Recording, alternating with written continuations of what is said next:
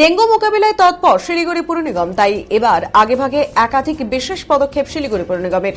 মঙ্গলবার শিলিগুড়ি পুর নিগমের প্রধান সভাকক্ষে ডেঙ্গু নিয়ে বিশেষ বৈঠক করেন শিলিগুড়ির মেয়র গৌতম দেব। এদিন বৈঠকে উপস্থিত ছিলেন জেলা প্রশাসনের আধিকারিক থেকে শুরু করে স্বাস্থ্য বিভাগ ও পুর নিগমের উচ্চপদস্থ আধিকারিকেরা। এদিন সাংবাদিক মাধ্যমের মুখোমুখি হয়ে শিলিগুড়ির মেয়র গৌতম দেব জানান, এবার পুর নিগমের তরফে ডেঙ্গু রুখতে সব রকম ব্যবস্থা গ্রহণ করা হচ্ছে। মানুষকে জাগ্রত করতে জোর কদমে চলছে প্রচার। বাড়ি বাড়ি যাচ্ছেন স্বাস্থ্যকর্মীরা, একাধিক জায়গায় চলছে লিফলেট বিলি। সব মিলিয়ে 2022-এ যে ডেঙ্গির প্রকোপের ছাপ তার যাতে না ফিরে আসে তার জন্য প্রস্তুত শিলিগুড়ি পুর নিগম। একটা মিটিং করলাম এর আগে মেডিকেল কলেজে 23 তারিখে আমি এপ্রিল মাসে একটা ফলো আপ মিটিং করেছিলাম এবং আমাদের জানুয়ারি থেকেই হাউস টু হাউস সার্ভে ভিসিটি আমাদের লিফলেট তৈরি করে দিয়েছে স্বাস্থ্য ভবন, স্বাস্থ্য দপ্তর এবং দার্জিলিং জলপাইগুড়ি দুটো জেলার সাথে আমরা মিটিং করলাম। দার্জিলিংয়ে ডিএম এর রিপ্রেজেন্টেটিভ ছিলেন, মডেল কোড অফ কন্ডাক্ট চলছে, ওরা অন্য কাজে ব্যস্ত। আর এডিএম জলপাইগুড়ি ভার্চুয়ালি ছিলেন, তাদের কাছে স্টক চেকিং করলাম।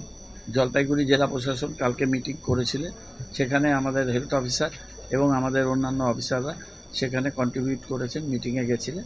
আমরা থরো ডিসকাশন করলাম, সেটা হচ্ছে আমরা 1:30টার সময় একটা মিটিং করছি, তাতে বিভিন্ন স্কুল কলেজ, বিভিন্ন শিক্ষা প্রতিষ্ঠান, বিভিন্ন সরকারি অফিস, রেল, এদের বিরাট বিরাট ক্যাম্পাস, সেগুলো পরিষ্কার পরিচ্ছন্ন রাখা, টায়ারগুলো অব্যবহৃত টায়ারে জল জমা, ডাবের খোলায় জল জমা, বাড়ির আনাচে কানাচে, বাড়ির ছাদে, টবে, ফ্লাওয়ার ভাসে ড্রেন পরিষ্কার করা। ড্রেন পরিষ্কার করার জন্য আমাদের একটু এক্সট্রা লোক দেবে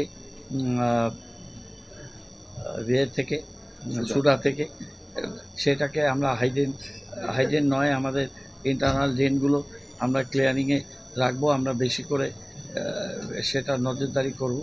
আমাদের পুরো টিম যে মেথডে গতবার করে আমরা ডেঙ্গিকে অনেক কন্ট্রোলে রাখতে পেরেছিলাম, আমরা সেটা চেষ্টা করব। আরেকটা ভার্নারেবল আছে যে আমাদের অ্যাডজয়নিং এলাকা মাটিগাড়া 1-2 আছে, আর এদিকে ডাবগ্রাম 1-2, ফুলবাড়ি 1 আছে। এই জায়গাগুলো দার্জিলিং জেলার রুরাল আর জলপাইগুড়ি জেলার মধ্যে।